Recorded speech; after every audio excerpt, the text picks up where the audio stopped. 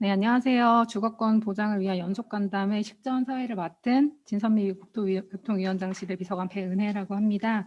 간담회 시작에 앞서서 먼저 진선미 국토교통위원장님 모시고 인사 말씀 전해 듣고 시작하도록 하겠습니다. 되게 다들 오랜만에 뵙게 돼서 너무 반갑습니다.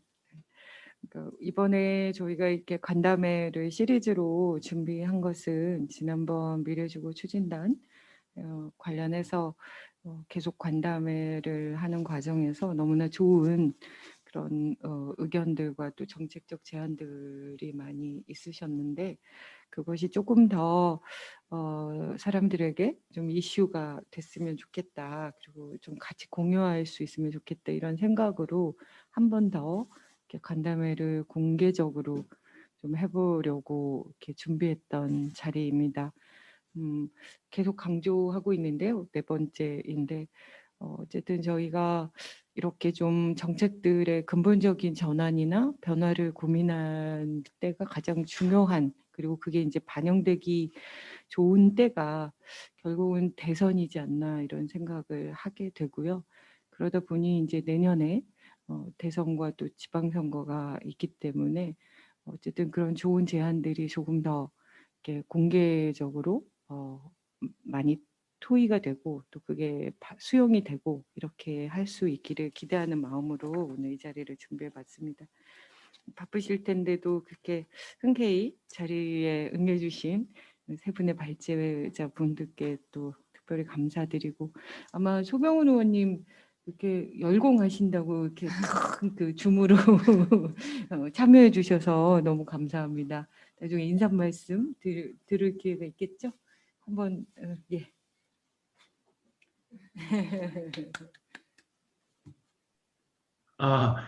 우리 이런 좋은 자리 마련해 주신 진선미 위원장님, 국토위 처음 시작부터 우리 국토위원들 공부를 시키느라고 애쓰십니다.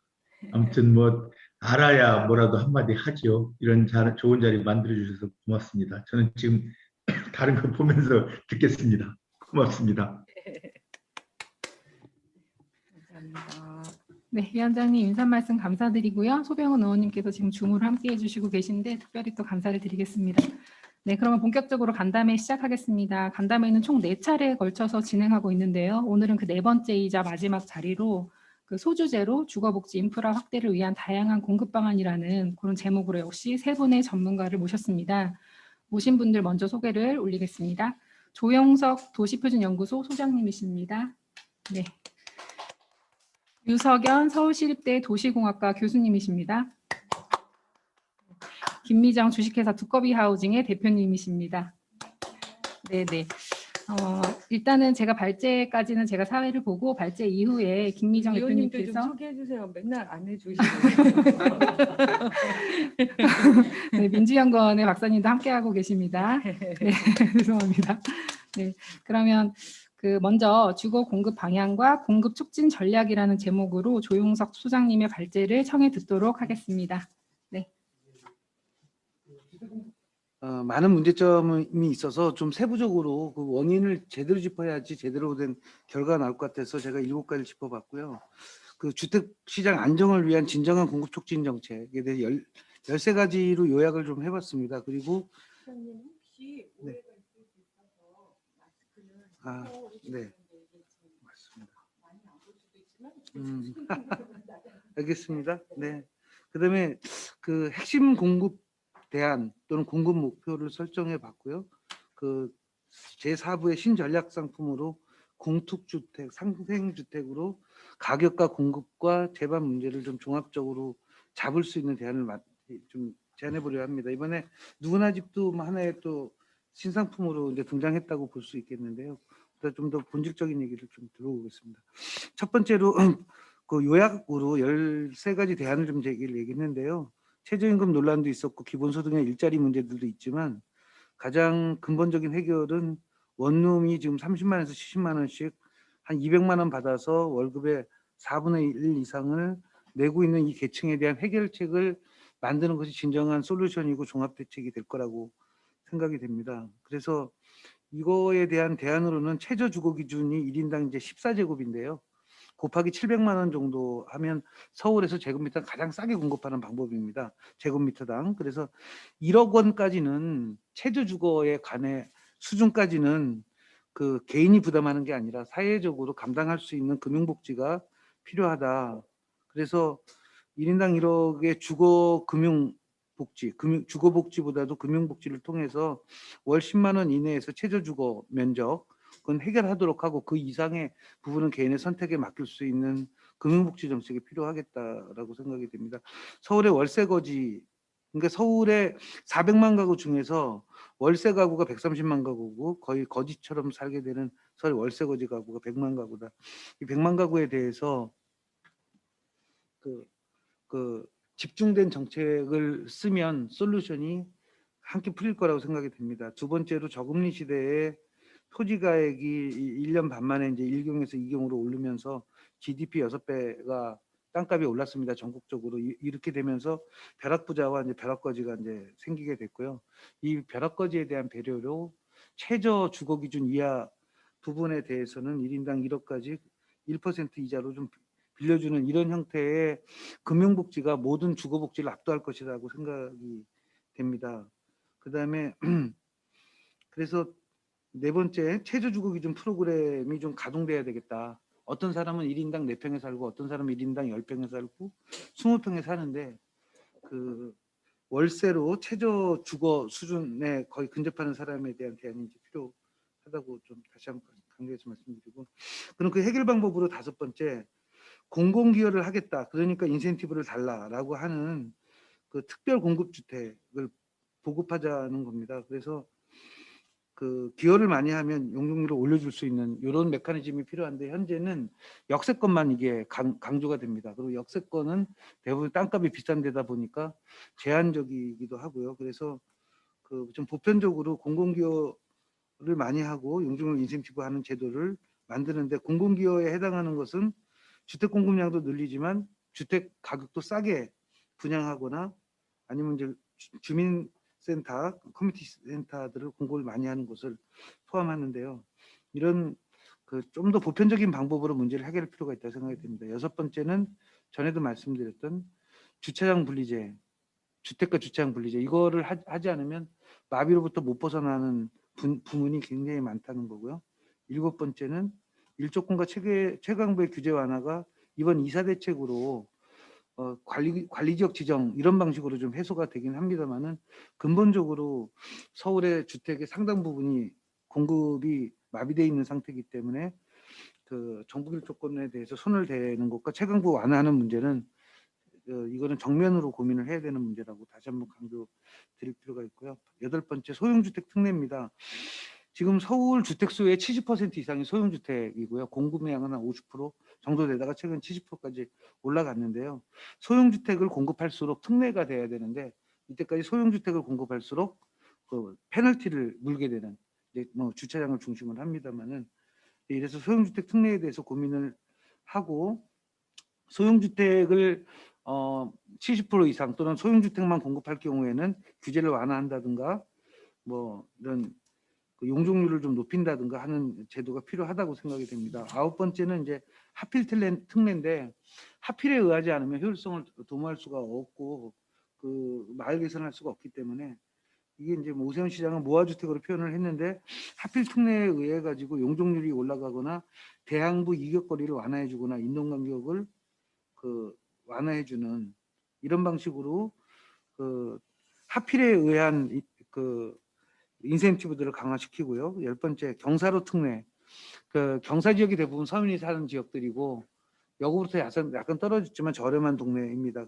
경사로 특례에서 경사도 0.5 규정, 2분의 1 규정을 20%까지 완화해서 0.4까지 완화한다든가, 건축법상 지상이라도 건축법상으로는 지상인데 사실은 완전 지하인 경우는 용적률에서 제외한다든가, 건축법상 지하로 100% 노출된 경우에는 주택으로 허용한다든가, 이렇게 해서 못 사는 동네에 대한 그 도시재생, 주거재생에서의 특례들을 좀 더 지원해주는 맞춤형 지원책이 필요하다고 보여집니다. 그 다음에 11번째, 공공기여에 한 용적률 인센티브를 상용화할 경우 특별 저렴 분양주택 공급이 활성화될 수 있는데요.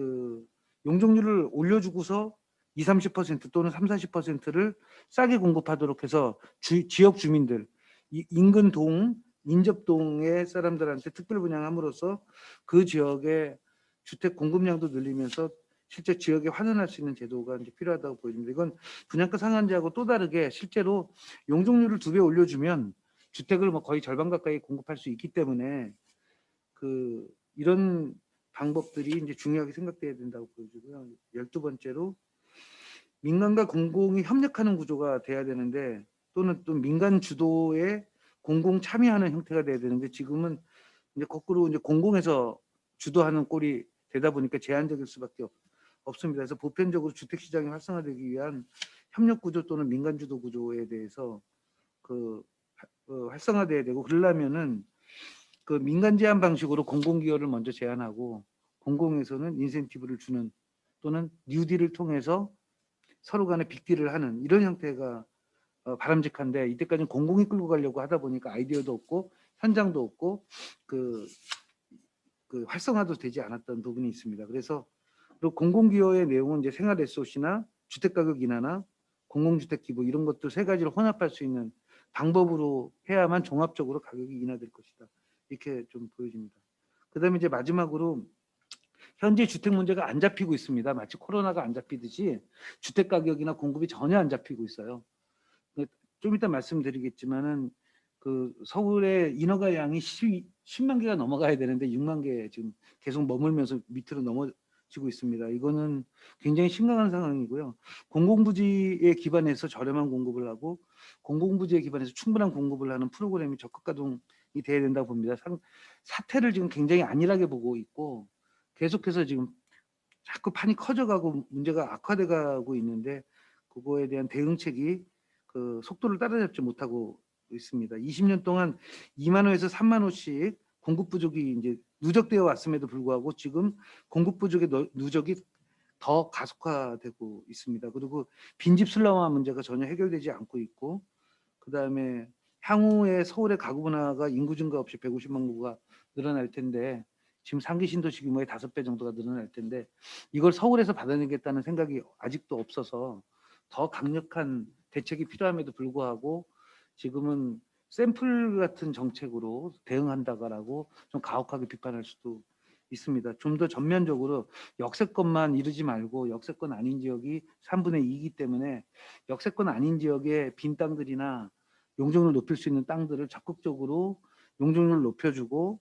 공공기여에 의해서 그 뭐 3분의 2는 70%는 공공이 가져가고 30% 민간에게 혜택을 주는 이런 방식으로 좀 더 보편화시켜야 되는데 지금은 굉장히 제한적으로 움직이고 있고 역세권에 있는 땅들은 대부분 약삭 빠르고 이렇게 비협조적인 사람들이어서 그렇게 아주 효과가 나타나지 않고 있습니다.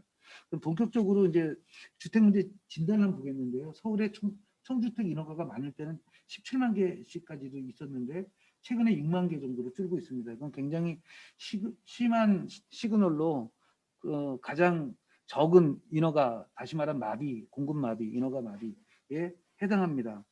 이거에 대해서 직시할 필요가 있다. 현재 정책은 지금 약발을 받고 있지 못하다 이런 얘기를 제가 드릴 수 있고요. 좀 더 강력한 공급 정책이 필요하다. 두 번째는 이 그림을 한번 보십시오. 북쪽에 도로를 낀 집은 다 개발이 됐고요. 남쪽에 도로를 낀 집은 개발이 불가능합니다. 연립주택 같은 거 3층 이상 못 올라갑니다. 이게 전국 일조권을 없애고 남북 통합 일조권으로 전환하지 않으면 이렇게 못 쓰는 땅들이 태반이 거의 절반이 이렇게 못 쓰는 땅으로 버려지게 될 것이고요. 그래서 시대착오적인 전북 일조권을 없애고 남북 통합 일조권으로 전환하는 문제를 정면으로 다루지 않으면 서울의 공급마비 문제를 풀 수가 없다 이렇게 볼 수 있습니다. 6쪽에서 보면 서울의 공급 부족 상태를 수요 공급 이거는 객관적 데이터 가지고 비교를 한 겁니다. 그래서 지금 마이너스 부족 상태에 대해서 직시할 필요가 있고 미래에 이렇게 나아질 걸로 제가 예상은 하지만 이게 낙관할 수는 없는 이런 상태에 있습니다. 앞으로 주택 멸실이나 재개발이 활성화될 경우에 공급 부족이 더욱더 악화될 것이고 경기도에서 뒷받침해 준다 하더라도 어쨌든 서울의 고통은 굉장히 악화될 것이다. 7쪽의 마지막을 보시면 큰 평수는 남아돌고 작은 평수는 이렇게 무더기로 모자라는 현상들이 계속해서 나타나게 될 것이어서 지금보다 훨씬 더 특단의 정책이 필요하다라고 보여집니다. 그 다음에 8페이지를 보시면 우리가 필요한 주택은 1.5룸, 2룸, 3룸입니다. 40제곱, 50제곱, 전용 30제곱입니다. 그 형태는 대부분 아래 그림과 같이 중복도 형태를 이제 보이게 될 텐데요. 이렇게 해서 고밀도 구조가 가능한 형태입니다. 보통 아파트는 폭이 10m 정도지만 이거는 이제 폭이 한 18m 정도 되는 폭으로 해서 그 뭐 10층만 짓더라도 용적률 400% 이상이 나오게 되는 이런 구조여서 그 용적률을 그 높여주는 것은 크게 문제가 되지 않고 이제 이런 새로운 주거 유형으로 작은 주택의 경우에 대응해 나가게 될 것이라는 거고요. 아파트나 오피스텔 수요가 한 70~80%가 되는데 5번입니다. 아파트의 공급은 30~40%밖에 되지 않습니다. 이것도 대단히 이제 갭이 발생하는 거여서 실제로 우리가 과도하게 그 이제 저층 주거지에 대한 옹호가 좀 있었던 것 같고요. 그 중층 아파트에 대한 그 공급갭 해소하는 것이 필요하다 보입니다. 점유 형태별 수급이 되게 중요한데요. 내 집 마련 수요 또는 전세 수요가 90%입니다. 그리고 월세 사겠다는 수요는 사실 없죠. 근데 내 집 마련이나 전세를 공급하는 비율은 10%에 불과했습니다. 20년 동안 서울에서 20년 동안 가구 증가 90만 가구가 증가했는데 80만 가구가 월세 가구만 증가를 했습니다. 그 내 집 마련에 대한 요구들이 20년 동안 누적되면서 이제 좀 폭발적으로 이렇게 나타나고 있는 거여서 지금 내 집 마련이라는 화두에 대해서 전향적으로 저는 그 접근을 해야 된다라고 좀 보여집니다. 그러니까 국민이 원하는 정책을 해야 되는데 공공임대주택 정책을 너무 과도하게 단일한 목표로 제시함으로써 좀 멀어지고 있는 측면이 있습니다.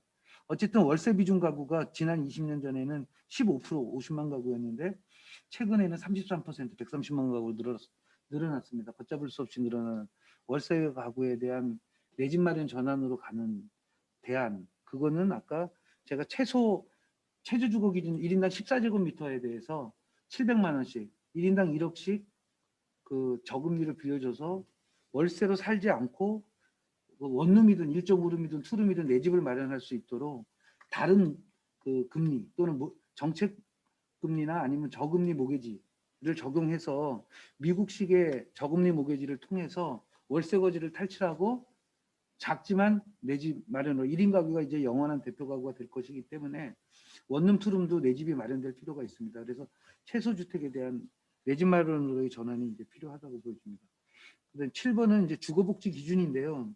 최저 주거 기준을 만들어놨지만 전혀 프로그램이 없습니다. 조금 더 이면적 갖고 살긴 힘들고 주거복지 기준을 제가 조금 더 넓혀보면 19제곱, 29제곱, 39제곱, 49제곱, 59제곱 저 가구 원수별로 이렇게 낼 수가 있고요.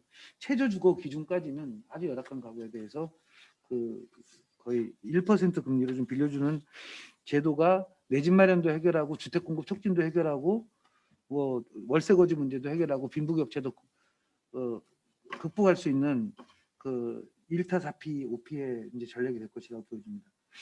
그 모기지 제도인데요. 지금 뭐 이게 이제 누구나 집으로 지금 화두가 됐는데 미국에서는 90% 95%까지 빌려준단 말이죠. 내 집에 대해서. 일본은 110%까지도 빌려주고 그런다고 해서 부작용이 나는 게 아니라 선별적으로 그 돈은 없어도 내 집을 마련할 수 있는 이 신모기지 제도가 필요하고 미국은요. 모기지 금리나 월세 금리나 같습니다. 근데 한국은 월세 금리가 5, 6%하고 모기지 금리가 1, 2%예요. 그러니까 4~5배가 더 비싼 이 구조를 해소해 주지 않으면 불리한 월세 계층들은 더욱더 빈익빈부를 벗어날 수가 없는 근본적으로 그 월세 가구를 없애고 월세 가구를 내 집 마련으로 해서 LTV 95%까지 해줄 수 있는 정책 금리가 필요하고요. 누구나 집은 그거하고 전혀 다른 겁니다. 누구나 집은 그냥 멀쩡한 아파트에 살겠다는 일단 중산층을 위한 대책이고 그 먹튀하지 말고 시공사하고 시행사하고 개발 이익 10년 동안 좀 남겼다가 가져가라 양심적으로 이런 도덕에 호소하는 거라 그러면 그건 이제 멀쩡한 아주 중산층 주택을 마련하는 것이 누구나 집이고요. 제가 얘기하는 건 월세 거지를 근본적으로 극복해 주자는 그런 취지입니다. 그 다음에 목표입니다. 충분한 주택 공급을 해야 되는데 그것도 평당 2천만 원 내외에서 준 공공 분양, 그러니까 민간 분양이 아니고 제가 준 공공 분양으로 공급 대안을 마련하자는 겁니다. 공공도 2천만 원, 그리고 그 용적률을 높여준 대가로 값을 내리게 하는 것도 중공공이라는 이름으로 해서 2천만 원 내외에서 주택이 공급이 가능하도록 해야 된다는 거고요. 실제로 김미정 씨는 이제 제가 하고 있는 삼양동 같은 데서는 주택 공급 원가가 한 500~600만 원밖에 안 됩니다. 2천만 원 이하예요. 서울에서도 2천만 원 이하의 주택이 충분히 공급 가능하고요. 아파트로. 더 중요한 거는 용적률만 올려주면 2천만 원 내외에서 공급 가능한 부지들이 대단히 많습니다. 그래서 2천만 원 이하의 공급 목표와 전략을 해야 되겠다고 생각이 되고 12쪽을 보시면 제가 이제 주택 상품을 8가지를 만들어 봤습니다. 이런 그 다양한 상품으로 마을 주택이 이제 현재 그 마을에서 기능할 수 있는 이제 공공 매입임대 주택이고요. 기타 이제 동행주택, 나눔주택, 상생주택 이래서 시간이 좀 없어서 그냥 생략하겠습니다만은 그런 그 내용과 정책에 의해 가지고 2천만 원 내외에서 공급할 수 있는 전략이 필요하다 하는 겁니다. 그다음에 서울의 주택 수가 12만 가구인데 이걸 자꾸 외면했었어요. 박 시장님도 외면했었고 안정 공급량을 위해서 이때까지 워낙 부족했던 것들이 많고 재개발하면서 대량 멸실이 예상되기 때문에 15만 가구까지도 공급해야 된다는 5년 동안은 이런 목표를 구체적으로 세워서 대안을 만들지 않으면 서울의 주택 문제를 저는 잡을 수가 없다고 생각을 합니다. 이건 왜냐하면 전에도 말씀드렸습니다. 서울에 매년 상경하는 인구가 45만 명이고요. 서울에서 쫓겨나는 인구가 55만 명입니다. 이 엄청난 힘을 감당할 수가 없어요. 그래서 공급량 자체를 일단 충분하게 갈 수 있도록 하기 위해서 공급마비, 그 시대착오적인 규제 이런 것들 완화하는 것들이 대단히 필요하다고 하는 겁니다. 그다음 14쪽은요. 서울의 주택 공급의 해법은 그 1970년대, 80년대 지어진 주택을 5배, 6배로 공급하는 전략입니다. 그러니까 지금 단층이나 2층 여기서 대여섯 배로 승부를 보지 못하면 그 주택 공급하는 데 한계가 있다. 그래서 그 재개발에서 공급 배수를 늘리는 것이 대단히 중요하다. 현재 장인 뉴타운은 3만 개 부서지고 2만 6천 개를 공급합니다. 거꾸로 공급하고 있어요. 부순 것보다 더 적어요. 용적률은 똑같이 240% 똑같고요. 집만 커지는 거죠. 개포동 아파트도 마찬가지고. 그래서 최소한 적어도 2배에서 4배 정도가 그 재개발 이후에 공급이 증가하는 형태로 돼야 되겠다. 16쪽에서 이종주고 200%, 230%인데요. 이게 준주고 최소한 300~400%로 갈 수 있거나 700% 갈 수 있도록 하는 것이 필요하다라고 생각이 됩니다. 나머지는 제가 저기 내용으로 대체를 하고 결론적으로 23쪽에 신전략 상품 민간 협력형 공특 지역 상생주택 제도 신설 요걸 좀 말씀드려 보겠습니다. 지금 주택에서는 저는 서울에서 가장 필요한 주택은 투룸이라고 보여지고요. 원룸은 너무 작고 투룸 2억대, 3룸 3억대가 공급이 가능하다. 투룸은 전용 그러니까 한 15평 정도 되고 3룸 한 20평 정도 되는데 실제로 이것이 가능하게 하기 위해서는 하필이 돼야 되고 용적률을 올려줘야 되고 실제로 이런 작은 집을 사려고 하는 사람들이 대부분 돈이 없는 사람들이거나 월세를 사는 사람들이기 때문에 1인당 1억씩은 그 LTV와 무관하게 빌려줘야 되고 저는 LTV는 10%에서 30%만 해주면 된다고 생각을 합니다. 집을 통한 담보대출은 최소화시키고 옛날에는 큰 집 사는 사람, 부동산 많은 사람한테 대출 많이 해주고 없는 사람한테 안 해주고 해서 역진적 복지가 일어났었는데요. 그래서 그 LTV는 적게 해주고 사람한테 그 금융복지를 하는 방식으로 해서 그 이런 작은 집들을 살 수 있도록 하고 용적률을 높여서 그 지역에 특별하게 좀 저렴하게 공급할 수 있도록 하는 그래서 가격이나 효과와 공급 효과가 동시에 달성되는 새로운 이제 상품으로서 그 공공기업 특별지원 그 지역 상생주택이라는 제도를 한번 그 같이 좀 탐구해서 그 하나의 그 이제 누구나 집 이후에 또 다른 대안으로 한번 검토가 돼서 이후의 대안으로 좀 살려봤으면 좋겠다는 의견입니다. 이상 마치겠습니다. 네, 조영석 도시표준연구소장님의 발제 잘 들었고요. 저희가 뭐 발제를 들으면서 생각해 보니까 공급을 좀 획기적으로 늘려야 한다. 지금 뭐 그런 말씀 주시면서 앞으로 1인 가구가 대표적인 도시 주거 형태가 될 것이다라는 말이 좀 귀에 쏙 들어오는 것 같아서 그와 관련해서 좀 그 낡은 규제나 불합리한 규제들을 좀 개선할 필요가 있다 이런 말씀을 주셨습니다. 두 번째로는요. 미래 수요를 대비한 질 높은 주택 공급이라는 주제로 그 노후 저층 주거지의 점진적 정비 및 재생, 그리고 또 하나는 마을형 공동체 주택 사례를 중심으로라는 제목으로 유석연 서울시립대 교수님의 발제를 청해 듣도록 하겠습니다. 네, 안녕하세요. 오늘 말씀드릴 주제는 두 가지입니다. 하나는 노후 저층 주거지의 점진적 정비 재생에 대한 연구 결과를 좀 보여드리려고 그러고요. 그리고 두 번째는 이제 마을형 공동체 주택의 사례인 면목동 공동체 주택 마을에 대해서 말씀드리겠습니다.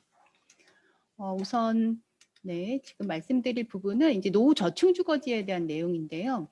실제로 지금 주거 취약계층이 부담 가능한 양질의 주택 공급이 필요하지만 실제로 이 노후 저층 주거지에서 그동안 정비 사업을 통하지 않았던 뭐 예를 들면 해제 지역이라든지 도시 재생을 하고자 하는 그런 쇠퇴 지역 같은 곳은 사실은 사업성이 없어서 그동안 좀 남아 있었다라고 보셔도 되거든요. 그래서 이 저층 주거지는 기본적으로 이제 우리 주거 취약계층이 가장 많이 거주하고 있고 그래서 뭐 저소득층의 단독 다세대 주택 거주 비율이 한 60%에 이르고 있거든요. 그래서 여기는 이제 앞으로 거주 밀도도 높고 따라서 사업성 확보도 필요하고 하지만 중요한 건 저층 주거지의 특성을 유지하면서 앞으로 좀 정비할 필요가 있다는 생각을 하고 있습니다. 그리고 기존은 전면 철거 후 고층 아파트 건설 이런 방식으로 했다면 사실 기존의 정비 방식을 통해서 정말 많은 사람들이 재정착을 못하고 더 열악한 주거지로 쫓겨나는 그런 일들이 있었거든요. 그래서 밀도 확보도 하지만 다양한 사회적 활동에 수용이 가능한 그 노후 저층 주거지 특성을 유지한 중층 고밀주택 유형이 필요하다라고 생각이 됩니다. 또한 서울 수도권과 지방은 사업 여건의 차이가 굉장히 많아요. 예를 들면 밀도를 높이면 서울 수도권은 사업성이 높아지는데 지방의 경우는 그렇지가 않거든요. 또한 기존에 이제 민간이 스스로 기반 시설까지 확보하던 그런 사업 모델로는 사실 노후 저층 주거지를 갱신하는 건 사실 불가능합니다. 그래서 저희 연구에서는 이 노후 저층 주거지에 대해서는 아예 사업비 지원을 해야 된다. 그런 수준이다라고 지금 제안을 하고 있습니다. 저희 연구는 작년부터 진행이 됐는데 그동안 진행했던 것이 이제 소규모 주택정비 관리지역이라고 하는 이제 빈집법 하에 그 제도로 좀 많이 이제 적용이 됐습니다. 그 관련 내용이고요.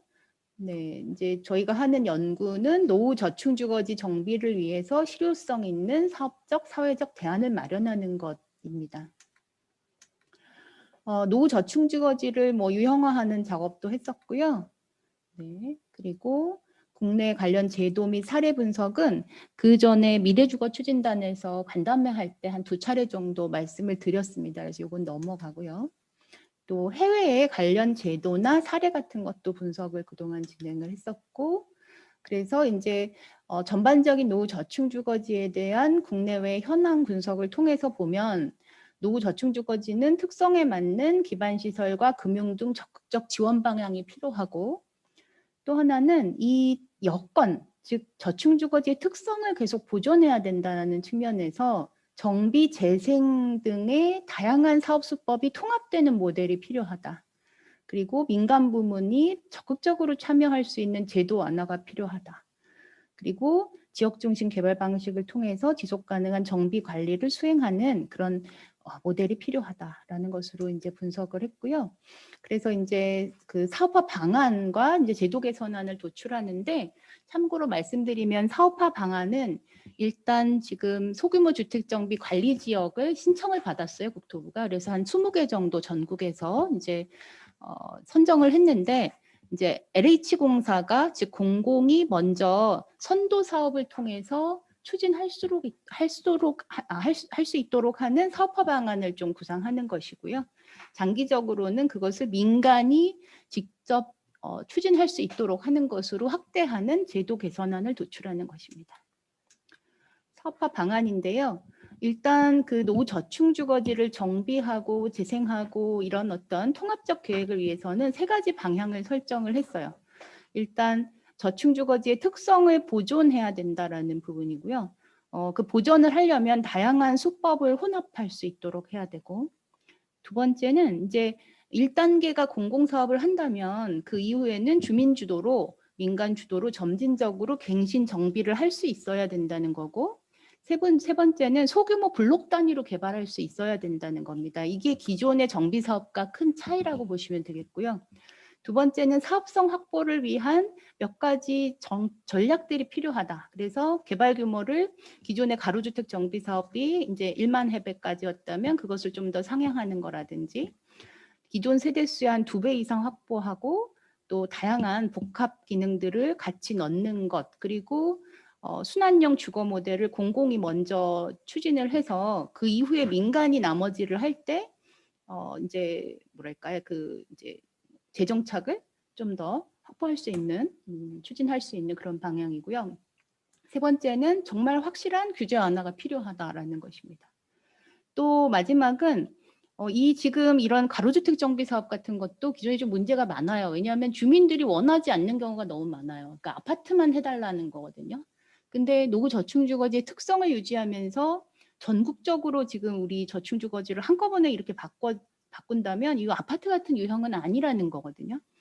아파트 같은 유형은 아니지만 새로운 어떤 이제 새로운 모델이 필요하다라는 측면에서 이제 오늘 좀 이따 보실 건데, 일단 공동주택의 장점은 도입해야겠다라는 겁니다. 그래서 입체적 공간계획, 가로중심계획 같은 거를 통해서 조금 더 기존의 아파트랑은 좀 다른 방식으로 좀 하고자 하는 거고요. 자, 하나씩 보시면 저층주거지의 특성을 보존하는 측면에서는 일단 마스터 플랜을 수립하는데 사업의 단계를 나눌 수 있고요. 그 안에는 이제 이 단계는 이제 정비를 하는 단계고, 또 재생이 여기 중복 지원이 될 수 있고, 또 존치도 가능한 이런 방식이고요. 1단계에 공공이 먼저 공공주도형 사업을 한다면 거기에 순환형 임대주택을 만들어서 이후의 단계가 잘 추진될 수 있도록 하는 그런 것입니다. 그래서 점진적으로, 그리고 순서에 따라서 자율적으로 정비를 하는 이런 방법을 이제 먼저 마스터 플랜을 수립하고, 두 번째는 기존의 각 뭐 재생 정비 이런 것처럼 굉장히 다양한 법제도에 의해서 지금 벌어지고 있는데 너무 정신이 없어요. 지금 이사대책 이후에 재생은 재생대로, 소규모 주택 정비는 주택 정비대로, 공공재개발은 공공재개발대로, 또 건축법은 건축법에 또 완화를 추진하는 등 국토부에서도 정말 다양한 부서에서 사실은 이런 걸 추진하는데, 저는 그것을 통합하는 그런 계획이 필요하다. 왜? 노후 저층주거지 하나를 대상으로 지금 사실은 모든 뭐 부서에서 주택 공급을 한다고 다 완화하고 있는데, 그것이 사실 노후 저층주거지의 특성을 오히려 훼손하는 결과를 가져올 수도 있다라는 생각이고요. 세 번째는 다양한 공공 지원과 규제 완화가 필요하다라고 생각을 하는 거고, 또 그 공공이 추진할 경우는, 또는 공공 참여형 개발인 경우는 지금 보면 노후저층주거지에서도 뭐 예를 들면 정말 그 열악한 곳들은 사실은 제일 나중에 또 정비가 될 가능성이 높아요. 그래서 사업성이 있는 곳과 사업성이 없는 곳을 결합 개발하는, 그래서 그 시범 사업을 좀 추진하는 것도 필요하다라는 거고요. 또 사업성 확보가 되게 중요한데 밀도, 그러니까 뭐 용적률 인센티브 다 좋은데 기본적으로 중요한 건 이게 서울 수도권과 지방은 특성이 정말 달라요. 그래서 그런 측면에서 사업성 사업화 방안에 대한 검토가 필요한데, 그 이전에 보시면 지금 뭐 가로주택 정비 사업은 1단의 가구, 즉 블록을 대상으로 하는데, 저는 그 규모를 상향하되 한꺼번에 이렇게 묶어버리는 게 아니라 기존의 블록 단위는 그대로 유지한 채로 계획을 하면 좋겠다. 그러니까 즉 도로를 유지하는 거죠. 그래야 노후 저층주거지 특성을 보존하는 게 될 거라고 생각하고요. 또 하나는 이제 규제 완화는 사실 공공 재개발 수준으로 좀 규제 완화를 해서 주택 공급 활성화, 그리고 기존 주민의 재정착, 이게 이제 사실 주거복지 측면에서 정말 제일 중요하다고 저는 생각하는 것이고요. 그다음에 공동주택의 장점을 도입한다라는 측면은 이렇습니다. 블록 여러 개를 한꺼번에 계획을 하는데, 이게 이제 모아주택에서 저희 거를 좀 참고한 것 같은데, 저희 연구를 일단 예를 들면 여러 개 블록이 있다면 그 블록들을 동시에 개발을 하되 그 중간에 있는 도로들을 그대로 유지하려면 입체적 공간 계획을 해야 돼요. 그래서 그림에서 우측 하단에 보시는 것처럼 도로가 제일 중요한 거예요. 그래서 가로 환경을 유지한 채로 거기에 면하는 도로 레벨에는 생활레소시나 일자리 시설 같은 것들을 공급하고 그 위에 이제 데크가 서로 연결되어서 입체적으로 이제 만들어지는 그런 것입니다. 그래서 일단의 저층주거지 전체를 대상으로 하는 지구 단위 계획 수준의 이제 구역 단위가 있고요. 그 안에 이제 사업 단위의 정비 계획 또는 단지 계획이 수립이 될 거고, 또 개별 건축물도 하나하나 갱신이 될 수 있도록 또한 건축물 단위의 건축법의 어떤 제도 완화 같은 것도 필요하다라는 것입니다. 저희가 연구를 하면서 소규모 주택 정비 활성화 사업이라고 이름을 정했었는데, 그것이 지금 이사 대책에서 소규모 주택 정비 관리 사업으로 수정 반영된 상태입니다. 제도 개선안은 기존의 이제 소규모 주택 정비 사업, 그리고 주거재생 혁신 지구, 그리고 도시재생 총괄 사업 관리자 제도, 대략 이런 것들이 노후 저층 주거지에 도입될 수 있는 여러 가지 법제도들인데, 이사 대책 때 나왔던 소규모 주택 정비 관리 지역, 그 다음 페이지 넘기시면 되는데, 네, 그거 잘 안 보이시는데요. 뒤에 또 좀 자세히 나오니까. 그래서 특별 건축구역 특례 사항을 적용하는 소규모 주택정비 관리지역 내용이 있는데, 저희가 연구를 진행하면서 보니까 사실 이 소규모 주택정비 관리지역도 좀 그 변화가 필요하다, 그러니까 좀 더 좀 업그레이드를 할 필요가 있다라고 생각해서 다양한 제도 개선안을 저희가 좀 제시하고 있는데요. 하나씩 보시면 관리지역에서는 관리계획 범위를 10만 해배 이내로 되어 있는데, 사실 그 10만이라는 범위 자체가 무슨 의미인가 싶은 거예요. 왜냐하면 같은 특성을 갖고 있는 일단의 노후 저층 주거지라면 10만 이내가 아니라 그 주변을 포함하는 것이 돼야 되고, 또 요건이 지금 위에 있는데 현재 요건을 충족하지 않더라도 이것은 장기 계획으로 본다면 현황이 유사한 주변을 포함해야 된다라는 것이고요. 기존의 가로주택 정비 사업이 만에서 2만까지 좀 늘어나면서 공공 거점 재개발 개발 또는 그것에 준하는 민간 개발은 한 3, 4만까지 늘어나서 보다 사업성을 확보해서 순환 재개발이 될 수 있도록 하는 것이 필요하다고 생각을 하고 있고요. 또 하나는 이제 지금 각종 뭐 주거 시설 외에 기반 시설이 사실 제일 열악하거든요. 노후 저층 주거지는.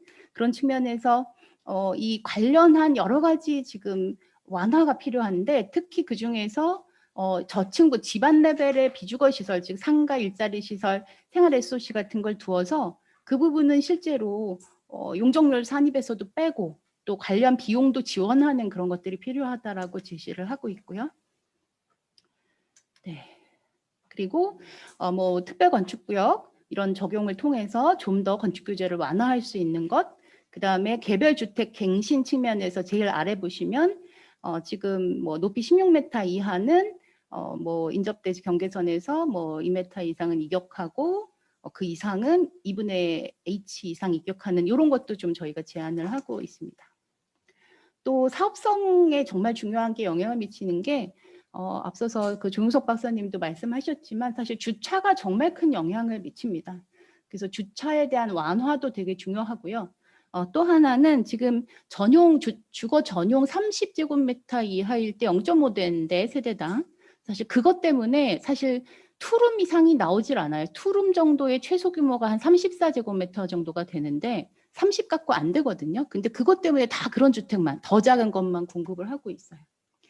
그리고 또 중요한 것이 사업지구의 중복 지정안을 좀 검토를 해야 되는데, 지금 현재 재생 쪽에서 주거재생 혁신지구라고 하여서 지금 또 이제 이거를 이제 공모를 추진 중이고, 소규모 주택정비 관리지역은 지금 벌써 공모를 추진해서 한 20개 정도 대상지를 전국에서 지금 확보를 했는데, 중요한 거는 이제 소규모 주택정비 관리지역은 주택을 정비하는 데에 좀 더 취지가 있고, 주거재생 혁신지구는 아무래도 기반 시설이 좀 더 부족하다 하는 곳에 지금 역점을 두고 있지만, 저는 이 두 가지를 함께 중복 지원할 수 있어야 된다라는 생각을 하고 있고요.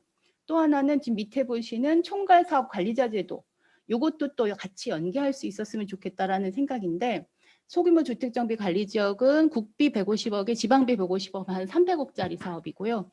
주거재생 혁신지구는 250억까지 지원이 되고, 총괄사업 관리자 제도는 대략 한 100억 정도 지원이 되는데, 사실 소규모 주택정비 관리지역에서 국비 150억 갖고는 사실 너무 효과가 적은 거예요. 그래서 기반시설 확보가 노후 저층 주거지에선 정말 중요하다라고 하고 그 측면에서는 주거재생 혁신 지구를 중복 지원해야 되고 또 하나는 점진적으로 이 사업을 천천히 가야 된다라고 하는 측면에서는 총괄사업 관리자 제도가 정말 중복 지원이 돼야 되는 그런 모든 특성을 좀 갖고 있다라는 것입니다.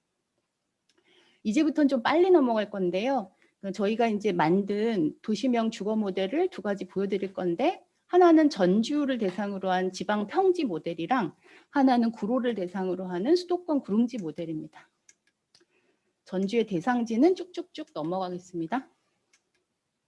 일단 터미널 인근에 천변이고요. 뭐 노후도 이런 것들은 다 충족한 상태고 그 앞에 보시면 네, 요 대상지인데요. 이렇게 보시면 빨간색 테두리가 되어 있는 이 범위인데 소규모 블록이 여러 개가 있는 거를 한꺼번에 하는 거예요. 하지만 기존의 정비 사업이라면 다 밀어버리고 할 텐데 이 경우 중요한 건 도로를 놔두고 하는 겁니다. 그래서 놔두고 여러 개 블록을 동시에 추진하는 그런 뭐 일종의 모아주택도 요즘에 그런 얘기를 하고 있고요. 그래서 첫 번째는 이제 용적률을 좀 극대화하는 중정형을 지금 보고 있는데 일단 기본적인 원칙을 이렇게 잡았어요. 노후 저층 주거지는 대략 한 3층에서 5층을 넘지 않는 그런 어떤 주거지인데 이것을 갑자기 용적률을 올린다고 해도 기본적으로는 7층에서 10층 정도? 그리고 중요한 건 이 블록의 외곽은 여전히 그 저층 상태가 남아있기 때문에 7층으로 유지하고 가운데에서 높이는 거죠. 그리고 그 층수는 좀 가능하면 최소화하는 것이고 용적률은 1층을 제외해서 한 300%를 목표로 하는 그런 목표로 계획을 잡았습니다. 그리고 1층부는 이제 상가라든지 생활 SOC라든지 공영 주차장이라든지 일자리 시설 같은 것들을 극대화해서 넣는데 최소한 이 비용은 공공이 지원해야 된다라는 거예요. 왜냐하면 공공 지원으로 하는 거점 개발이라고 보면 이거 하나가 잘 되면 그 주변에 있는 일단의 저층 주거지 전체가 혜택을 받는 그런 거죠. 또한 중요한 거는 이 지금 면적은 용적률 산입을 안 해야 된다는 겁니다. 그래야 사실은 주거도 충분히 공급할 수 있다라고 생각하는 거고요. 네. 그래서 뭐 대한일은 뭐 이렇게 나왔고 그림을 보시면 주번이 저층이기 때문에 외부에 면한 것들은 대부분 7층으로 맞추고 그 내부가 좀 더 높아지는 그런 방향으로 했고 최대한 10층 이내로 지금 계획을 한 겁니다. 두 번째는 이제 판상형을 중심으로 한번 해봤어요. 판상형을 가지고 하면 사실은 용적률을 300%를 목표로 한다 그러면 어떻게 되냐면 이렇게 중복도 방식이 될 수밖에 없어요. 그래서 이것이 기존의 아파트랑 크게 다른 거죠. 하지만 중요한 건 이 동과 동 사이에 충분한 오픈 스페이스가 확보되고 또 1층의 도로는 그대로 남아있지만 그 지상 2층 레벨의 데크가 형성되면서 그것이 브릿지로 연결되어서 전체가 다 하나의 단지처럼 되는 거죠. 그런 측면에서 공동주택의 그런 특성을 반영한 장점을 반영한 이제 그런 계획안이 되겠고요. 그림에서 보시면 큰 오픈 스페이스들이 동과 동 사이에 있고 그것이 브릿지로 연결되어서 전체가 하나의 단지로 또 관리 단위가 되는 그런 방식입니다. 주변과는 크게 높이 차이가 존재하지 않아서 아무래도 좀 더 어울리는 그런 방식이고요. 세 번째가 이제 중정형과 부분 판상형이라고 해서 가능하면 좀 중복도를 줄이고 편복도를 많이 만들면서 아까는 좀 중정이 컸다면 이번에는 좀 작은 중정들이 여러 개 만나는 그리고 블록의 외곽부는 좀 더 오픈 스페이스를 충분히 확보해서 더 아기자기한 그런 도시 환경을 만드는 그런 계획안입니다. 이 계획안이 좀 아까 대안 두 개보다는 좀 더 좋다고 저는 생각하는데 중복도도 있고 편복도도 있고 또 용적률이 1층을 제외하고 한 285% 정도 나오니까 굉장히 많이 확보가 되죠.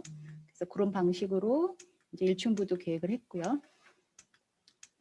네, 그냥 빨리빨리 넘어가겠습니다. 그래서 세 개 대안을 좀 비교해 봤는데 가장 저층으로 할 수 있는 예를 들면 중정형 그리고 중복도의 판상형 그다음 판상형과 중복도의 판상형을 더해서 그것을 꺾어서 중정형을 작게 만드는 것 이렇게 대략 한 3개 정도의 배치 방식들이 나왔습니다. 다음은 이제 수도권 구릉지 모델의 구로입니다. 여기는 도시재생 활성화 지역이고요. 굉장히 열악한 대상지인데 지금 보시면 이 그림에서 보시면 저 밑에 보면 하늘색으로 땡땡이가 많은 게 국유지가 많다는 뜻이에요. 그래서 국유지가 많기 때문에 아무래도 좀 더 사업이 용이하겠다라고 보고 여기를 대상지로 잡았고요. 이렇게 보시면 블록이 굉장히 여러 개고 가운데 있는 정말 도로들이 한 1m 폭밖에 안 되는 데들도 너무 많아요. 그러니까 사실 여기는 정말 정비가 필요한 곳이죠. 그래서 주변은 재생으로 하고 이 부분은 공공이 먼저 이제 선도 사업으로 추진하면 좋겠다라는 생각을 좀 하고 있고요. 그래서 이제 도로는 뭐 기존의 정비 사업들은 뭐 갑자기 뭐 4m 도로가 20m 도로가 되고 그러는데 사실 이 노저층주거지에서는 개별 블록이 너무 작기 때문에 최대 한 8m 정도로 확폭하는 걸로 이제 기준을 잡아서 기존의 도로들도 유지하면서 만들었고요. 첫 번째 이제 중복도 판상형의 경우에 지금 그림에서 보시는 것처럼 굉장히 안정적이고 사실 일반 아파트에서 알 수 있는 것처럼 굉장히 큰 오픈 스페이스들이 생기고 그 사이는 중정으로 브릿지로 연결되는 그런 좀 입체 복합 계획 아닙니다. 네, 이런 그림이고 저층부에는 일자리 시설, 생활 SOC와 함께 이제 공영 주차장이 있어야 된다는 거고요. 사실 저는 일자리 시설을 이 노저층 주거지에서는 정말 중요하다고 생각을 해요. 왜냐하면 이 노저층 주거지는 원래 주거지에서 사실 먹고 살았거든요, 주민들이. 그래서 기존에 먹고 살았던 걸 그대로 유지할 수 있어야 된다는 측면에서 이 일자리 시설을 생활 SOC와 함께 또 공영 주차장과 함께 공급해야 된다는 생각입니다. 네, 이건 안이 무려 5개나 있어요. 그래서 뭐 이렇게 중정과 판상형이 같이 있는 안. 네, 이건 빨리빨리 넘어가야 됩니다. 네. 그다음에 소규모 중정형이 이제 만들어져서 작은 오픈 스페이스들이 계속 나타나는 그런 안.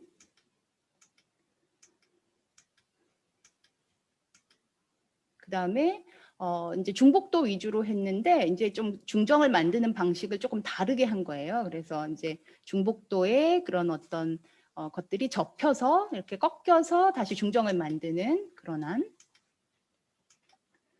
그래서 어쨌든 이 안들이 외부는 그러니까 블록의 외부는 전부 7층으로 만들어서 주변이 다시 갱신이 되거나 정비가 안 되더라도 주변과 어울리도록 하는 것이 굉장히 중요한 것 같고요. 마지막도 이제 또 다른 중정형이 되겠습니다. 그래서 이것은 중복도 타입이 꺾인 중정형이라고 보시면 되겠습니다. 네. 그리고 뭐 예를 들면 이렇게 중복도로 이렇게 중정형이 있으면 외부에서 답답할 수가 있는데 가운데 이렇게 뚫어가지고 뭐 이제 그 데크 통해서 이렇게 통경축이 확보된다든지 하는 그런 대단히 다양한 방식들이 가능하고요. 이렇게 해서 구로동 안은 총 5개 안을 통해서 300% 나오네. 사실 우리가 이종 일반 주거지역 200%인데 300%까지를 목표로 일단 했던 것은 사업성 확보 측면이거든요. 근데 7층에서 최대 한 10층만 해도 용적률이 나오네라는 것을 확인할 수 있었고 또 중요한 건 1층부는 용적률 산입에서 아예 제외한 거죠. 그것은 이제 우리가 주변의 노저층 주거지를 위해서 실제로 뭐 일자리 시설이나 생활 SOC 같은 걸 확보해야 된다는 그런 공공성 측면에서 이제 계획을 한 거고요. 사실 앞서서는 좀 기본 모델이라면 이번에는 조금 더 고도화, 유형화를 진행 중이에요.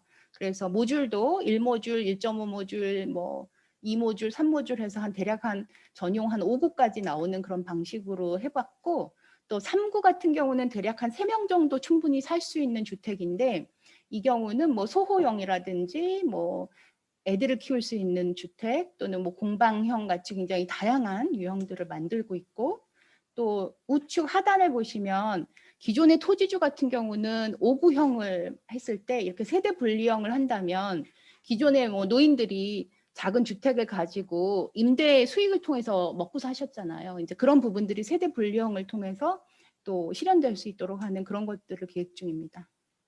그래서 달라진 게 뭐냐면 지금 여기에 고도화 유형화에는 조금 더 유닛 타입 같은 것들을 좀 더 정교하게 만들고 그리고 기존에는 이제 7층을 기본으로 굉장히 저층 위주로 했다면 혹시 이제 뭐 서울시라든지 수도권이라든지 한 15층까지 높아져도 되는 데들이 사실 있어요. 그런 데는 이제 기본적으로는 좀 낮게 깔고 그 위에 뭐 중정형이라든지 뭐 중앙 타워형이라든지 하는 방식으로 최대한 15층까지 이렇게 만들어보는 안들을 지금 만들고 있습니다. 마지막은 관리 계획입니다. 실제로 이 노저층 주거지는 정말 이제 다양한 특성을 갖고 있는데 이것을 이제 도시계획적으로 사실 우리가 봐야 될 필요가 있어요. 왜냐하면 그냥 용적률만 높인다, 기존의 저층인데 이거 뭐 7층, 뭐 15층까지 높인다, 그게 중요한 것 있지만 사실 정말 중요한 것은 이 소규모 주택정비 관리 지역인 경우는 관리계획, 그 다음에 관리 지역이 아닌 경우는 일단의 저층주거지를 대상으로 하는 지구 단위 계획을 사실 만들 필요가 있는데, 이 지구 단위 계획은 실제로 사업이 벌어졌을 때 캡이 되는 그런 좀 얇은 그런 어떤 점진적 단계적 사업 시행을 전제 조건으로 하는 이런 계획이어야 되고요. 지금 내용이 많아서 차차 다 읽을 수는 없는데, 기존의 이 저층주거지 관리 계획의 수립에 여러 가지 원칙들을 좀 정해봤고, 중요한 건 이런 겁니다. 일단 이 관리 계획에는 무엇이 들어가야 되느냐? 그러면 부문별로 먼저 이제 사업 단위를 계획해야겠다. 그래서 5천 이하와 3만 이하 정도로 기존을 잘라가지고 이제 소규모 이렇게 블록으로 다 이렇게 되어 있는데, 어떤 도로를 남겨야 될까? 그래서 사업 단위가 5천 이하일 때는 거의 모든 생활가로들이 남아 있을 텐데, 이게 3만 이하가 되면 그 사이에 여러 개의 도로들이 이제 한꺼번에 이제 묻어버릴 수가 있잖아요. 여러 개 이제 사업 단위가 커지니까. 그럴 경우에는 지상부에 최소한 공공보행 통로라도 이런 도로 체계를 그대로 남겨야 되는 이런 계획들을 해야 된다라는 거고요. 또 용도지역 상향 또는 저층주거 복합지역을 신설하는 내용이 실제로 관리계획에 들어가야 된다. 그래서 용도지역 상향은 어떻게? 그 다음에 사실 저희는 어떤 생각이냐면, 이 기존의 노후 저층주거지는 사실 주거라기보단 주거지역만이 아니고 사실은 복합지역이다라고 생각하고 있어요. 왜냐하면 여기서 먹고 사셔야 되기 때문에, 먹고 사셨고, 그래서 일반 주거지역의 복합용지를 하나 만들어서, 새롭게 만들어서 기존의 이 저층주거지의 용도 복합적 특성을 보존한 주거지 정비를 좀 유도해야 된다는 내용이고요. 또 하나는 이제 기반시설 계획이 정말 중요합니다. 그래서 도로를 어느 정도 확보해야 되느냐, 어디를 남겨놓고 어떤 건 없어도 되고, 남겨놔야 하는 도로는 어느 정도 포기해야 되는지, 또 이 도로 레벨의 오픈 스페이스를 좀 최대한 확보해서 이 주거지의 환경을 좋게 만드는 그런 부분이 있어야 된다는 거고, 그 다음에 생활할 소시도 이제 판단을 해야 됩니다. 그래서 지역 내에 생활할 소시 현황을 분석해서 우선 공급 시설과 도입 권장 시설 순으로 좀 기준을 마련할 필요가 있고요. 그래서 예를 들면 반드시 설치해야 되는 거, 또 잠시만요.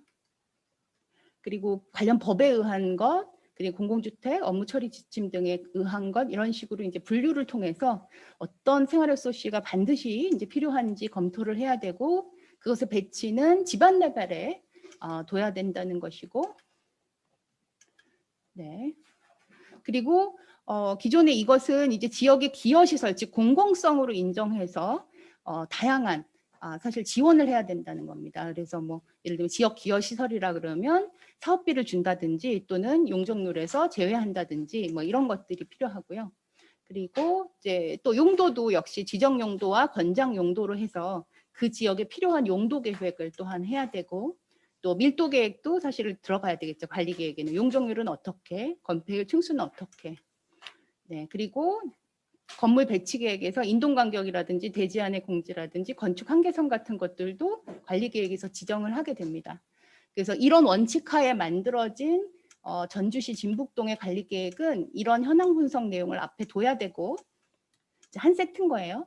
그 다음에 상위 계획 검토를 통해서 생활할 수시 배치 계획을 이제 해야 되는데, 네, 상위 계획 검토, 그다음 GIS 분석 같은 걸 하고요. 그래서 이제 그런 것들 정리하게 됩니다. 무엇이 필요한지. 그래서 우선 공급 시설과 도입 권장 시설 같은 것들을 정해서, 이게 이제 결국은 주거복지 측면에서 주택의 공급이 충분히 역할을 할 수 있도록 하는 부분입니다. 그리고 관리 계획에는 이 지금 그림처럼 사업 단위 계획을 해야 됩니다. 그래서 남겨놔야 될 도로를 중심으로 도로와 그리고 오픈 스페이스, 그리고 우측 그림에서 있는 것처럼 어디에 어떤 생활 SOC가 필요한지 이런 계획들을 수립을 하고요. 그리고 그거에 따라서 설치 면적을 또 제한할 수가 있습니다. 그래서 앞서서 보신 모델에 있었던 그 1층부의 내용인데, 그 중에서 이제 150억을 어떻게 쓸 건가? 이제 정부가 돈을 준다고 하시니까 그 경우에 이제 국비 150억과 지방비 150억의 활용 계획을 작성하는데, 일단 도로와 생활 SOC, 생활 SOC는 우선 공급 시설과 도입 권장 시설로 나눠서 대략 보면 뭐 1안과 2안 해서 대략 한 83억과 167억을 여기에 넣을 수 있다. 뭐 이런 거고요. 지금 이거 1층을 다 만들려면 도대체 얼마나 돈이 드는지, 그리고 그 외에 좀 더 자세한 사업화 방안은 어떻게 하는지는 지금 좀 더 이제 진행 중에 있다고 말씀드립니다. 네. 첫 번째는 여기까지고요. 뒤에는 이제 면목동 공동체 주택 마을을 할 건데요. 그것은 이제 마을형 공동체 주택으로서 서울시 최초 사례가 됩니다. 그래서 요거는 한 대략 한 10분 안 넘게 진행할 수 있을 것 같습니다. 네, 지금 그림에서 보시는 것처럼 지금 저쪽 좌측 상단은 어디냐면 중랑천이에요. 그리고 중랑천을 넘는 겸재교가 이제 겸재로로 연결되는데 지금 남측 하단, 그러니까 우측 하단에 있는 도로가 동일로입니다. 그래서 주간선도로로 보시면 되는데 거기에서 중랑천을 이르는 이 도로 한 400m 되는 그 겸재로 도로에 공동체 주택이 총 7채가 있어요. 그래서 그림에서 이렇게 조금 자세히 그려져 있는 게 이제 7채인데 이렇게 그러니까 보통은 그동안 서울시에서 공동체 주택은 한 채씩 공급했는데 이렇게 한꺼번에 마을형으로 공급한 건 최초의 사례라고 보시면 되겠습니다. 네, 관련 개요를 보여드리겠습니다. 지금 화면에 내용이 뜨고 있나요? 네. 네. 알겠습니다. 이 지금 공동체 주택 마을은 이제 마을 형태의 지속 가능한 공동체 주택의 모델을 제시하는 것이고, 저는 이제 건축 설계 사무소랑 같이 입주자 모집, 설계, 시공, 운영, 관리 한 30년 최소 운영해야 되고 최대 40년 운영하는 이 통합 운영 주체로서 주택을 공급하는 것뿐이 아니라 프로그램을 운영하고 지속 가능성을 확보하는 그런 어떤 목표를 갖고 있고요. 지금 그림에서 보시는 것처럼 노란색 동그라미 있는 7채 주택이 있고 여기에 이제 보라색으로 서울시 공동체 주택 지원 허브도 지금 현재 위치한 상황입니다. 2018년에 저희가 통합 운영 주체로 선정이 됐고 올해 4월에 이제 준공이 되어서 현재 이제 입주 중에 있고요. 주제가 이렇습니다. 이제 중랑구에서 이 길을 이제 책 읽는 거리라고 명명을 했어요. 그래서 이제 책을 테마로 공동체 주택을 만들었는데 책을 읽는 집 또는 함께 배우는 도시 속 서당이라는 뜻의 도서당이라고 하는 이름을 정했고요. 지금 각 이제 기존의 마스터 플랜이 있었어요. 이제 경기대 이영범 교수님이 만든 마스터 플랜인데 그래서 3개의 존이 있었고 저희는 이제 책을 테마로 하기 때문에 도서의 테마를 가지고 총 7개 뭐 인문학 도서당, 문화예술 도서당 이렇게 각 도서당이라고 공동체 주택의 이름을 정하고 한 주택에 한 개의 도서관이 있는 공간 구성을 갖고 있고 또한 공동체 공간, 또 공유 공간, 전면 공지 이런 걸 통해서 이 지역의 이 마을형 공동체 주택을 통해서 지역이 함께 살아나는 그런 어떤 공공문화 인프라로서 기여하려고 계획을 하고 있고요. 그 안에는 이제 주민들이 사는 그런 자기 집 말고도 공유 공간, 공동체 공간, 그리고 또 테마를 역시 이제 테마가 맞는 그런 근린생활 시설로 나눠져 있고 중요한 건 이렇습니다. 이제 이 입주민 공동체가 활성화되는 것도 당연히 중요한데 입주민들이 여기서 수익을 창출해서 사실 주거비가 들지 않는 그래서 사실 약간의 임대료가 있어요. 이제 그 조영숙 박사님 말씀대로 하면 월세가 좀 있는 건데 사실 월세와 관리비가 사실 전혀 안 드는 그런 것을 좀 목표로 하고 있고요. 또 하나는 입주자들이 이런 다양한 공동체 주택을 활용해서 다양한 도서 생활 공동체를 추구하고 그리고 다양한 프로그램을 한번 만들어 보자라는 건데 사실 이 빨간색 글씨를 보면 이제 분야별 전문가들이 입주하는데 이제 여기서 전문가는 굉장히 이제 문턱은 낮아요. 이제 관련 분야 한 2년 이상만 근무했으면 되는 거고 자기 분야의 그런 탤런트를 살려서 세대당 연 2회의 그런 지역상생 프로그램을 운영하는 게 조건이에요. 그래서 총 38세대고 근린생활시설까지 합치면 한 50개가 되는데 그러면 총 100번의 프로그램이 생기는 거죠. 그래서 그 100번의 프로그램을 지역에 무료로 제공하는 이제 그런 테마를 잡았고 그 외에 다양한 프로그램들은 입주자들이 이제 스스로 만들어서 여기서 소득 창출을 통해서 뭐 공동체 자산화 같은 것들을 추구할 수 있는 겁니다. 그래서 뭐 테마 라이브러리라든지 도시 텃밭 운영 그리고 이제 여기에 근린생활시설은 상생협약 그 외에 뭐 공동육아나 축제나 오픈 워크숍, 세미나 등을 통해서 입주민 공동체를 넘어서 이 마을형이기 때문에 지역과 상생하는 지역 공동체를 좀 추구하는 그런 겁니다. 7개 공동체 주택 하나하나 테마가 있는데 그 중에서 이 노란색 이렇게 진하게 되어 있는 바탕에 있는 글씨들, 뭐 마을형 인문학 라운지라든지 파티룸, 빨래방, 뭐 마을 사랑방, 마을 창작소 같은 것이 공동체 공간이고요. 또 지금 서울시가 추진하는 마을 활력소 사업이 또 저희 안에 들어와 있고, 또 통합운영주체가 맨 밑에 보시면 디자인 도서당에 도서 나눔 카페를 운영하고 또 부설 연구소를 운영해서 젊은이들을 여기에 마구 유입시키는 그런 계획들을 하고 있습니다. 그래서 7개 그 도서당에 각각 어떤 프로그램들이 추진 중인지 지금 그림에서 보고 계시고요. 또 1년을 가지고 이렇게 운영 계획을 좀 작성해 보면 지역 주민들과 함께 소통하고 또 입주민들이 스스로 공동체를 이루어서 어떤 프로그램들을 할 수 있는지 이런 내용들이 있고요. 뒤에는 이제 짧게 넘어가면 됩니다. 이제 디자인 계획인데요. 다양한 이제 주민들과 뭐 다양한 워크숍을 통해서 이제 이게 길을 중심으로 이제 마을이 형성된다라고 보고 있는데 이런 테마를 가지고 주택들을 설계를 했고 지금 그림에서 보시는 것처럼 지금 주변에 특화거리 사업도 해서 좀 디자인들을 이제 업그레이드를 했고요. 첫 번째 인문학 도서당인데요. 이렇게 그리고 보시면 뭐 마을 활력소나 마을 빨래방, 마을 인문학 라운지가 지금 1층에 지금 현재 존재하고 있고요. 그 앞에 지금 정원을 숲을 만들어서 또한 환경을 좀 계획을 했고, 또 문화예술 도서당에는 지금 1층에는 이제 아트 카페가 근린 생활 시설로 이제 입주를 했고 4층에 이제 마을 파티룸과 옥상 바베큐장이 공동체 공간으로 이렇게 지금 조성이 되어 있고요.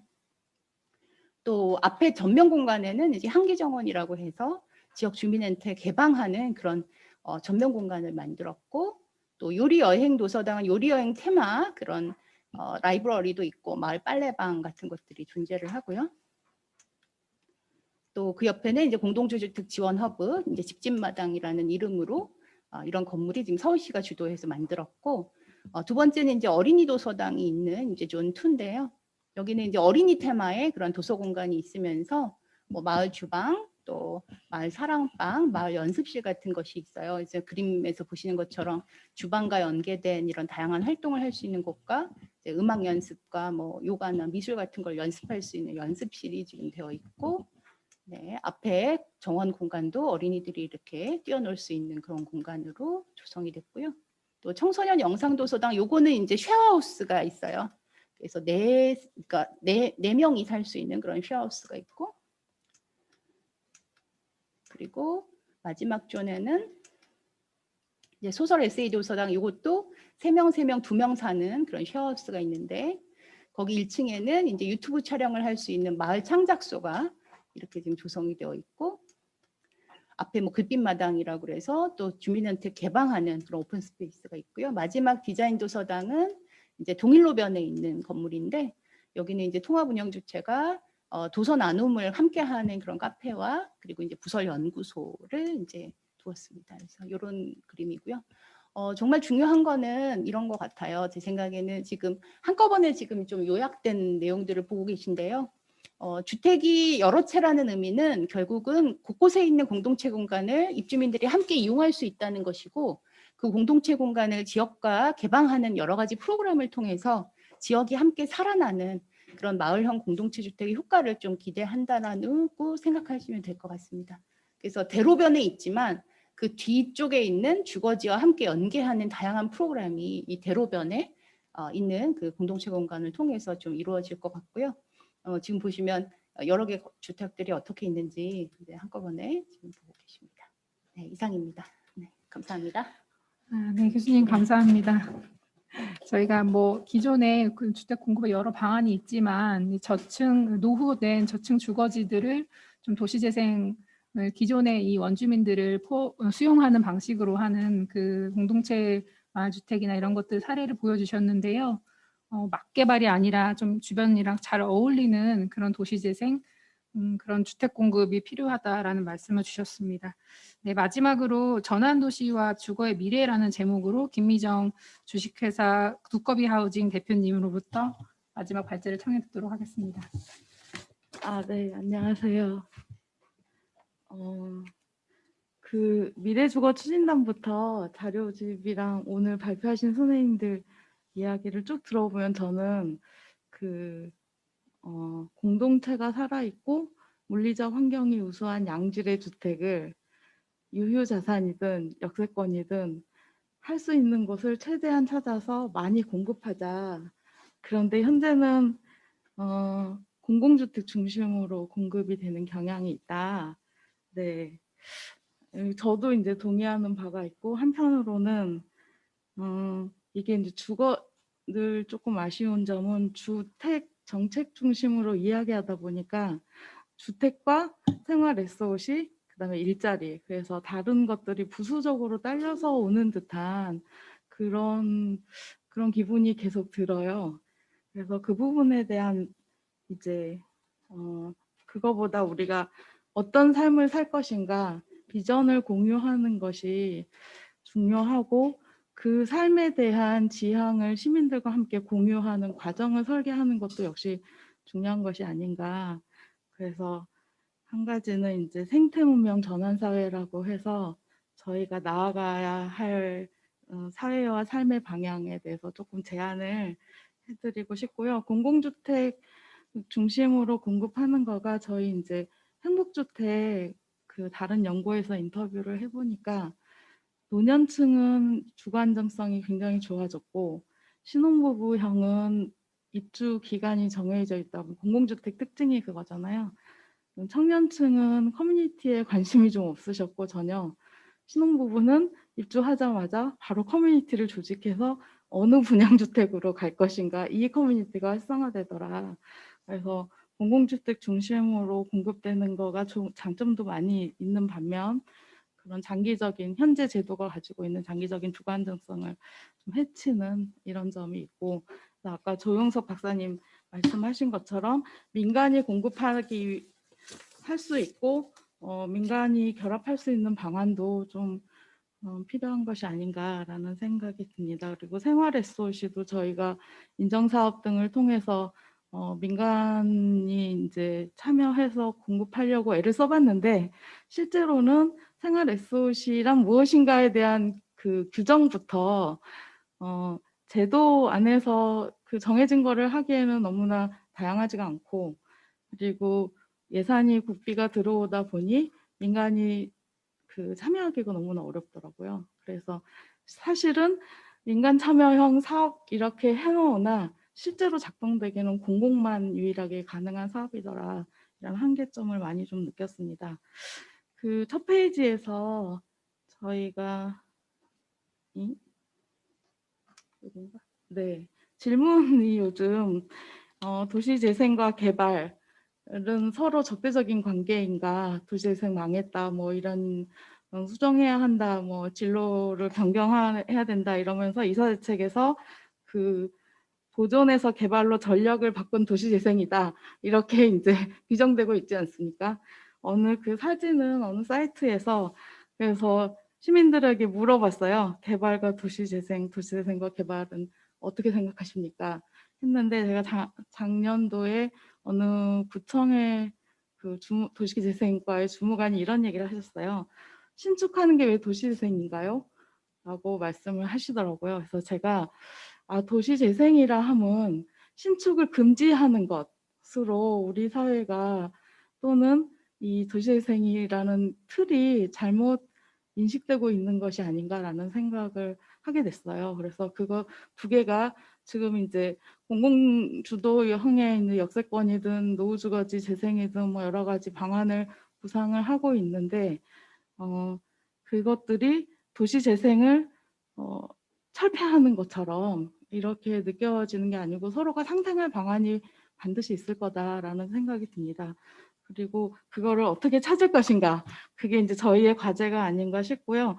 실제로 시민들이 이제 이 질문에 대해서 답을 한 거를 보면은 아파트 중심으로 획일화되는 거에 대한 그 공감이 그렇게 높지 않아요. 그래서 서울이 아름다운 도시고 역량이 있고 그리고 저층 주거지나 노후 주거지가 나름의 뉴트로라는 이름으로 매력이 있고 이 매력을 살리는 거에 동의한다.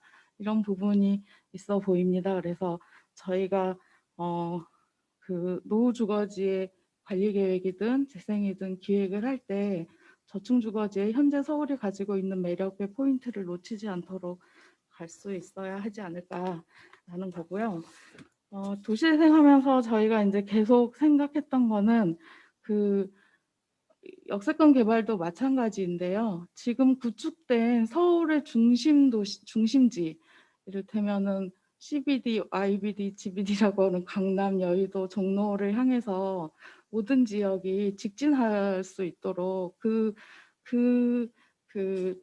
편리함을 강화시킬 수 있도록 강조하는 그런 정책이다, 이런 생각이 좀 들고요. 그래서 유럽의 사례에서도 그렇고 파리 15분 도시 얘기도 있는데 자전거로 10분 이상이면 멀다 생활반경 3km 안에 그 주거와 일자리와 생활문화가 다 갖추어진 이런 동네를 좀 만드는 것으로 하면 어떨까. 그런데 그것이 결국 지향하는 거는 저희가 이제 서울시에서도 생체능력 전환도시 선언을 하기는 했는데요. 그 주거 정책이 역시 전환의 관점에서 좀 고민될 필요가 있어 보입니다. 네. 네. 고맙습니다. 그래서 생태문명 전환도시 선언에 보면은 기후위기 대응과 생태적 전환에 집중하고 도시 해병력을 강화해서 교육 프로그램을 갖추고 지역경제 강화, 지역순환경제 형성, 생태문명 사회로 대전환을 하자. 주택정책도 그런 그 비전 아래서 좀 수립이 되는 게 좋을 것 같고, 다른 파트너들, 환경 파트너나 또는 그 다른 파트너들이 주택 문제 부수적인 분야로 되는 게 아니라 서로 존중되는 파트너로 이렇게 배려되는 게 좋지 않을까라는 생각이 들고, 그래서 이제 여러 가지 연구를 좀 했는데 3기 신도시에서도 이렇게 이제 클러스터를 좀 만들면 좋겠다, 이런 직주 근접형 도시를 생성하는 클러스터를 조성하는데 이건 시범 사업처럼 제한된 거입니다. 그런데 사실 3기 신도시 자체가 이렇게 구상되는 게 더 바람직한데 도시재생에서도 이런 전략이 좀 필요합니다. 그냥 우리가 주택을 하는데 1층에는 생활 리소스나 일자리 관련 시설을 넣자, 이걸로는 좀 부족하고, 사실 그 지역에 이를테면 자치구나 시에서 그 지역의 산업 전략하고 좀 연계돼야 될 필요가 있어 보입니다. 그 산업 전략 없이 그냥 일자리 공간을 만든다고 해서 일자리가 저절로 생기는 건 아닌 것으로 보이거든요. 그래서 파리 15분 도시 잠깐 잘 아시겠지만 소개를 해드릴 건데요. 워낙 작년도에 이야기가 많이 됐던 거라서 집에서 걷거나 자전거로 15분 안에 먹고 일하고 놀고 쉬고 돌보는 것이 충족되는 도시입니다. 그래서 행복한 도시를 만들자. 우리가 집을 공급하는 것도 사실 행복하게 살기 위해서가 아닌가라는 생각이 들고요. 그래서 15분 도시라고 하는 거는 지하철을 타고 먼 곳에서 좀 자동차를 타고 1시간 반씩, 1시간 이상씩 지옥철을 막 타고 다니는 삶이 아니라 쾌적하게 일할 수 있는 환경을 조성하는 거고, 결국 죽어도 일하는 삶이 행복하면 주거도 같이 좋아지는 게 아닐까라는 생각이 들고요. 그래서 그 공공임대주택 정책이 파리시는 에어비앤비 3만 호를 매입해서 공공임대주택을 만들겠다. 기존 주택을 매입해서 사주택 비율을 25%까지 확대하겠다. 저희가 이제 공공주택 비율이 6%, 7% 정도인데 좀 상당히 많은 수를 공급하겠다. 그러니까 현재 공공주택을 상당수 공급하는 거는 방향은 맞아 보이긴 합니다. 그런데 그 민간의 수요, 그러니까 한 5년 살고 나와야 되는 공공주택 말고 30년, 40년씩 살거나 또는 자가 소유하는 그런 소유를 주택정책하고 같이 결합되는 게 필요하지 않은가라는 거고요. 그 에너지 관련해서 제가 이제 기후위기가 왜 주택정책 안으로 굉장히 밀접하게 결합돼야 되느냐. 저희가 이게 그냥 기후위기를 탄소 배출량을 저감하는 정도가 아니라 생존의 문제가 아니겠습니까? 그래서 주택에서도 건물 부분 이산화탄소 배출 기여도가 약 40%입니다. 그래서 건물을 줄여야 저희가 탄소 중립 사회로 갈 수가 있습니다. 특히 서울은 마찬가지고 도시에서 발생하는 이산화탄소가 가장 많고, 근데 이제 지금 현재 그린 뉴딜은 수송이나 이쪽으로 좀 치우쳐 있어서 건물 부분에 대해서는 공공건축물에 대한 에너지 효율화만 집중적으로 추진되고 있습니다. 그래서 주거 부분에서 탄소 배출량 저감과 이거를 삶의 어느 의제로 삼는 것, 이런 것들을 좀 제안드리고 싶어요. 그래서 주거 부분의 국내 건물 용도별 에너지 소비 비중을 보면 2015년 기준으로 약 45%가 됩니다. 그래서 에너지 효율화하고 주택하고의 관계가 되게 높은데 이거를 어떻게 정책화할 것인가라는 제안을 좀 드리자면 서울시 가kum주택 집수리 지원 사례를 보면은 그 창문만 고쳐도 사실 에너지 효율이 24% 이상, 그리고 단열을 공사를 하면 30에서 40% 이상이 효율이 개선됩니다. 저희가 이제 도시재생에서 골목 단위로 분석을 해서 노후주택이 많은 30년 이상 된 주택들은 철거를 하고 신축하는 정비 방안을 수립하고 20년 정도 양호한 주택은 효율화를 좀 효율화하는 전략을 좀 수립을 하고, 그다음에 새로 지은 집들이 많은 곳은 재생에너지를 집중적으로 좀 이렇게 하는 하나의 건물 단위 에너지 효율화가 아니라 지역 단위 에너지 그 전략을 수립해서 각자의 삶에 긍정적인 영향을 끼치는 그런 이제 도시재생 이런 이제 좀 전략을 수립하고 하고 있는데요. 이게 이제 어느 정도 효과가 있느냐면 신축 주택에서도 마찬가지입니다. 다음 페이지에 보시면 이렇게 해서 주택 에너지 효율화를 하면은 실제로 원전 71기에 해당되는 에너지를 절감할 수가 있습니다. 엄청난 거고요. 그래서 주택에서 에너지 효율화하고 주택 정책하고 긴밀하게 결합해야 한다는 건데, 뒤에 보시면은 이제 제로에너지 건축 로드맵이 있긴 합니다. 2030년부터는 모든 건물에 이제 500제곱미터 이상 모든 건물에 제로 에너지 건물을 하겠다 이렇게 되어 있는데, 이게 민간에서 확산되기에 굉장히 어려운 구조입니다. 그리고 이제 2030년도 사실은 연장되고 해서 2030년이 된 거고요. 파리 이제 협약 때문에 2030년이 또 강력한 이제 시기가 되고 있는데요.